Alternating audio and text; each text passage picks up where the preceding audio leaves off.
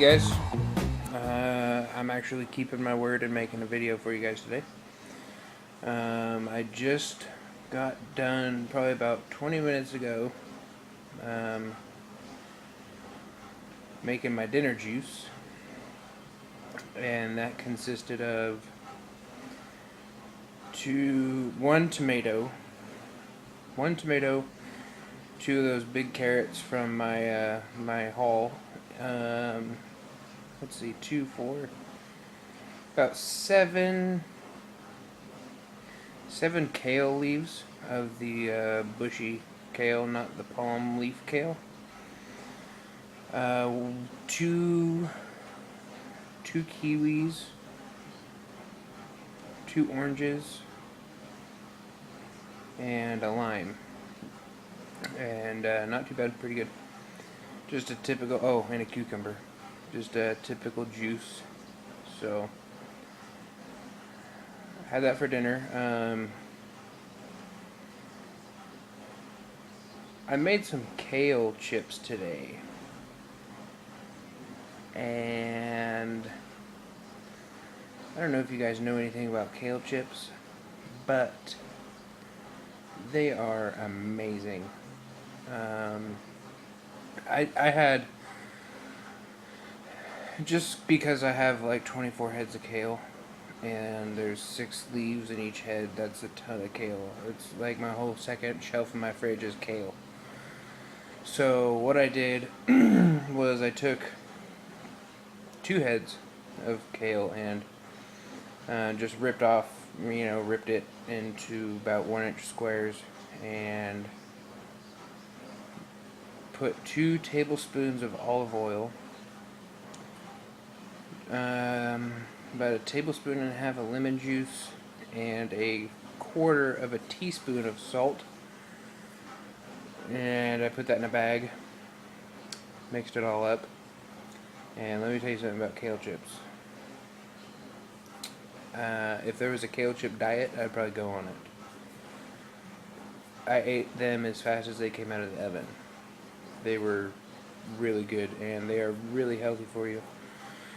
That's one way to make the kale chips. I've seen kale chips with Parmesan cheese, the kale chips with the lemon juice, of course, just plain kale chips with olive oil and sea salt. So there's a ton of ways to make it. So I opted to try the lemony kale chips today, and they're really good. This morning I made everybody some breakfast juice, since some people in my household do not eat veggies, period. So I made some breakfast juice. I threw in 10 oranges, 2 kiwis, and 2 apples, Fuji apple and a Granny Smith apple. And then I separated that into juice for my kids and my wife, and then I added carrot juice to my orange juice concoction, and that was pretty tasty. One thing with my juicer I noticed is if I start juicing a lot of things, like 10 oranges and 2 apples and 2 kiwis, a lot of pulp doesn't get caught in the strainer basket, I'll call it, and it comes out in the juice, and it makes it really not good looking. I don't know if any of you guys notice that, but when I do that with a lot of stuff, and when I juice a lot of stuff, I get a lot of pulpy looking stuff that comes out of the juice spout.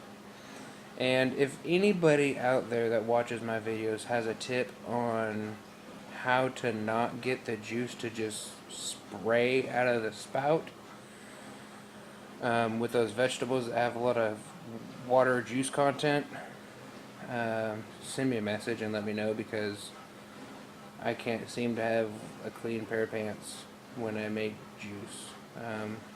It sprays out of the spout, Gets on my shirt, gets on my pants, gets on the floor. I thought maybe wrapping saran wrap around it, but I don't think that would really help. I think that might make more of a mess. So if anybody out there has any pointers on how to not make the juice just spray out of the spout. I mean, it comes out most of the part, but the top part of the spout is where it just sprays. And it doesn't spray a lot, but it sprays enough to go everywhere. So if anybody has any pointers on that, please let me know. The oranges that I got, when my mom brought them to me, she said that there's 113 oranges in the box. And that's a lot of oranges. With the 25 pounds of tomatoes. So I'm going to have to find something to do with these oranges. Last night I ate 2 oranges, and they're really good oranges. So they make really good juice.